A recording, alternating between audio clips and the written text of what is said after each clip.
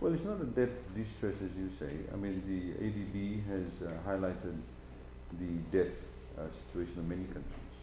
Unfortunately, the media organizations, even like yours, tend to focus on that. But you have not looked at, for example, the cost of debt. The loan that we signed here today is 0.01%. One of the tranches are payable over 40 years with a 10-year grace period. Essentially, if you do your calculations, you're looking at about 60% of that in fact being a grant. Because when you borrow money at that cost or that price, obviously over a 40-year period, it tends to become a grant, or at least part of it. The reality is that what is the alternative to that? COVID-19, as you know, halved government revenue overnight.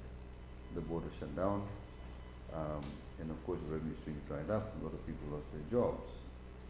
If in that particular period, if government, for example, did not go out and borrow, it would have meant that the economy would have further contracted.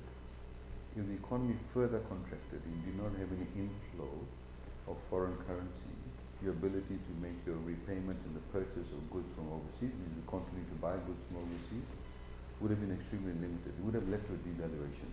That's the last thing you want, because that would have been extremely difficult and would have caused enormous socioeconomic issues, in particular for those people who would have lost jobs, people who did not have jobs, for those people who are on the margins of society. So unfortunately, that kind of analysis that you've just stated, which a lot of people focus on, some people, some politicians focus on, they don't look at the full picture. They don't tell you what would have been the impact if, for example, government had not borrowed in those particular circumstances. And of course, you need to look at why was the money borrowed and where was the money used. So our ability to, for example, provide $500 million worth of assistance to members of our society, whether it's in terms of unemployment benefits channel through FNPF, $185 million, the 362 rounds, the $90, the $50, the market vendors' fees being paid, the taxi drivers' renewal license, etc.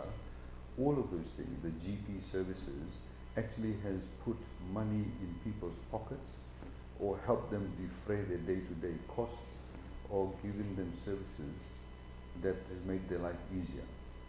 So, for example, free education was not stopped, social welfare payments was not stopped, nor were the amounts reduced. So that's how you've got to look at it. You've got to look at it in that context.